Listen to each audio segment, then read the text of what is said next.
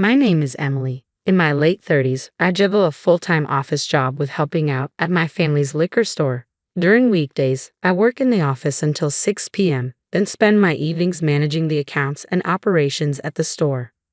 Our liquor store was once a thriving business, supplying alcoholic beverages to hotel banquet halls, pubs, sushi restaurants, and more. We enjoyed a near monopoly in the neighborhood as there were no other liquor stores around. However, recent years have brought significant changes. New regulations limiting the hours alcohol can be served have drastically reduced consumption. Banquets have become rare, and pubs have even stopped serving alcohol in the evenings. These changes have led to serious financial difficulties for our family business. As the eldest daughter, with my sister Noah already married, the responsibility of our struggling family liquor store fell on my shoulders. My parents were terrible at managing finances, and their outdated business practices only made things worse as the store's fortunes declined. The existing debt ballooned without us realizing, bringing us to the brink of bankruptcy. Determined not to close the store, my father refused to give up, so I decided to move back home 2 years ago to help. However, the income from the liquor store alone wasn't enough to cover our debts, so I continued my day job and assisted at the store in the evenings. Every weekday evening after my office job, I'd return home to find my father in the store, the shutters open, holding his favorite beer. "Ah, finally you're back," he'd say, greeting me with a hopeful smile. "Dad, are you drinking again?" "These bottles aren't selling. I'm just drinking them." My father, having consumed quite a bit of alcohol, reeked of it, and his speech was slurred. "Dad, that's enough. Don't drink the merchandise." He responded loudly, "Don't lecture me, the daughter who can't even get married." With that, he stumbled into the house. I cleaned the cluttered store and dived into the books for the day. Dinner didn't happen until after 9 p.m. when I finished the store's closing tasks. I'm used to it, but I still get hungry. Since my parents had already gone to bed, I headed to the kitchen to make instant ramen and started preparing breakfast for the next morning. My mom prefers bread for breakfast and my dad likes rice, so every day I prepare both a Western and Japanese meal. This is how my day ends. On the weekends, when I finally have a day off, I set my alarm for 10 a.m., hoping to sleep in. However, my mother wakes me up at 8 a.m. "Hey, heat up your father's miso soup quickly." "Why?" "You can do that, Mom." I refuse. "Why should I have to do the housework when you're here?" "Now get up." My mother seems to mistake me for a housemaid. True, I've always been meticulous and enjoyed cooking and cleaning, so I naturally took on the housework. But ever since high school, my mother, who came to rely heavily on me, dumped everything from taking care of my sister to housework on me. Fed up with this situation, I got a job and started the work I do now as soon as I graduated. In my teens, work was incredibly tough, and there were many times I wanted to give up. But each time, my seniors at work supported me, helping me to keep going. Unable to enjoy a leisurely morning, I would wake up, finish the housework, and go straight to work at the liquor store. I began shouldering the family debt when the business started to struggle, a total of $3 million a year. Frankly, it's not an easy sum to manage. I lived frugally to repay the debt, using only $1 cosmetics from the dollar store and packing homemade lunches. I endured the cold as long as I could to save on heating bills. In a bid to pull us out of this situation, I took it upon myself to help rebuild our family business. I believed that just supplying alcohol to local businesses wasn't going to cut it. I suggested to my dad that we leverage the internet, but he was resistant, saying, "Our old way is the best way." "I'm not the problem, the world is." While I was deep in thought about the business, my mom would nudge me with household chores. "Is lunch ready yet? Did you hang the laundry?" Juggling these tasks left me with little time to devise and execute a plan to revitalize the business, always keeping me a step behind.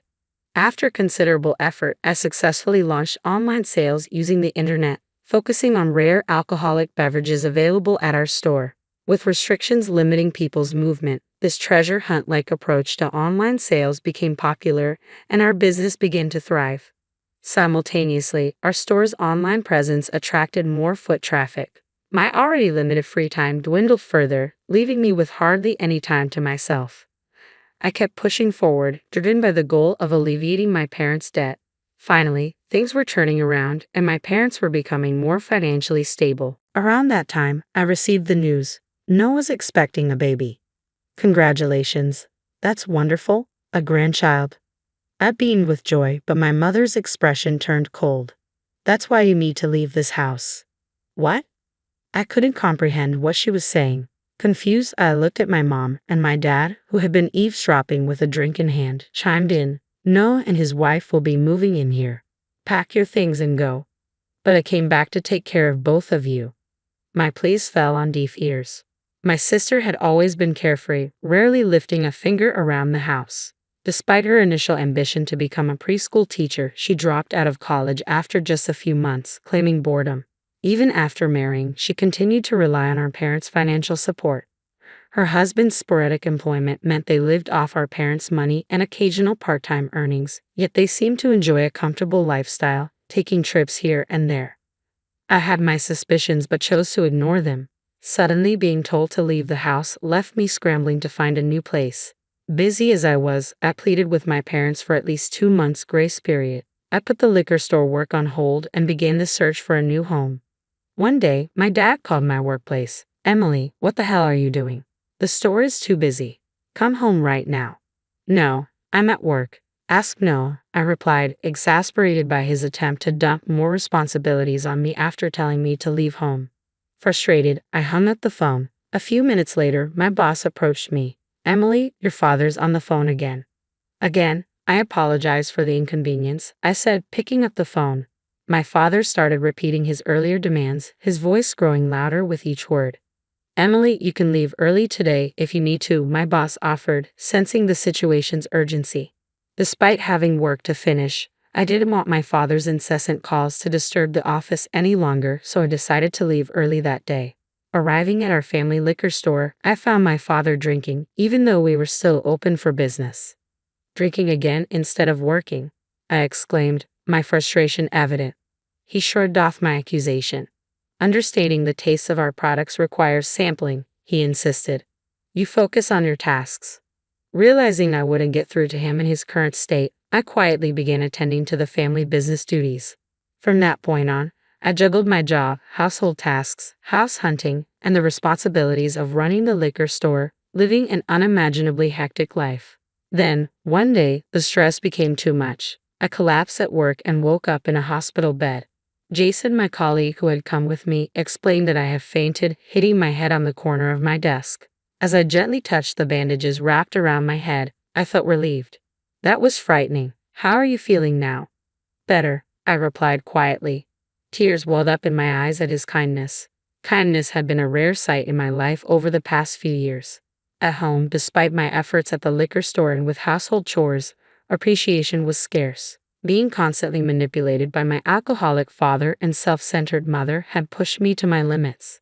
Seeing me in this vulnerable state, Jason said, "You've worked incredibly hard. Soon, you won't have to worry about the house anymore. Let's take it easy from now on." Grateful for Jason's empathy, I nodded. Moving out was on the horizon. The thought of it gave me renewed strength to endure a little longer. Finally, I found a house and began preparing to move out. Despite this, my parents incessantly nagged me to clean every nook and cranny of the house for my younger sister and her husband, who were moving in. Fed up with being the obedient daughter, I finally stood my ground. "Why don't you handle it yourselves? It's not my responsibility anymore." My retort seemed to catch my parents off guard. My father responded sharply, "What's with the attitude? We'll be glad to be rid of someone like you." I had reached my limit with my unappreciative parents who never acknowledged my efforts. After I completed my move, my sister and her husband settled into our parents' house, and I finally felt liberated from their grip. During the weekdays, I focused on work, typically home before 8 p.m. Weekends became a cherished time for sleeping in, leisurely walks, shopping, and reclaiming precious moments for myself. Each day was a newfound joy. Then, 1 month later, a phone call left me bursting into laughter. "What's going on with this month's debt payment?" It was my mother suddenly calling in anger. "Wait, a debt?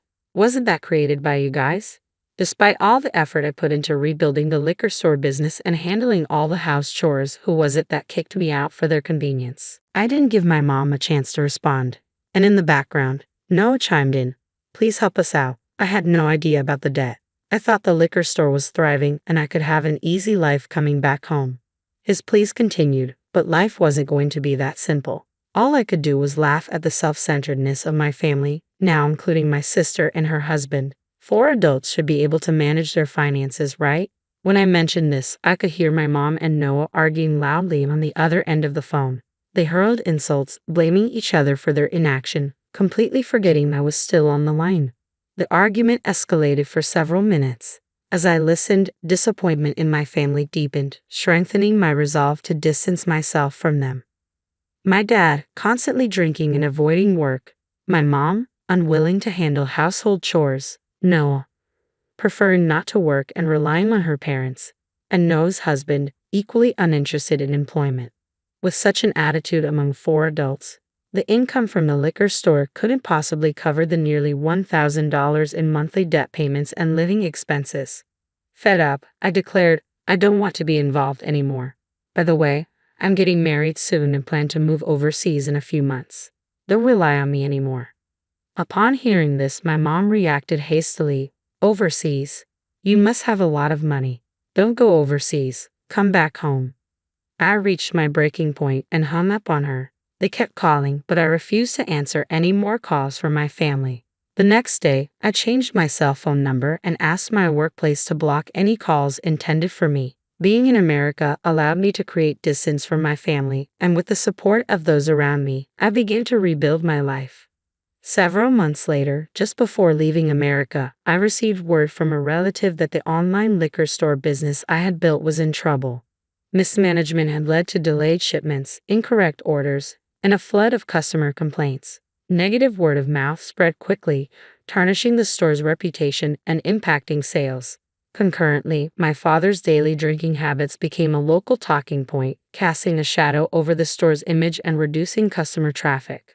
Sales plummeted, and the store, which had been on the path to financial stability, was forced to shut down.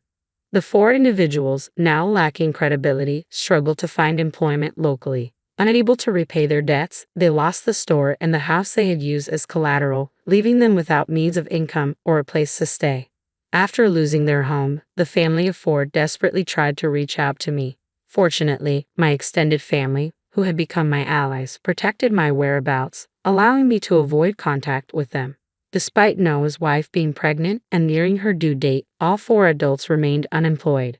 Their daily quarrels, discussions on survival strategies, and reluctance to seek employment eventually devolved into petty arguments and blame games. Meanwhile, I married Jason, my coworker who had stood by me during my hospitalization. Our bond grew stronger through that experience. Around the same time, we were both offered positions at our company's overseas branch. These circumstances led to our relationship and our decision to marry. After dedicating so much time to rebuilding my parents' business, I now cherish the moments with my husband and strive to balance our work and home life together.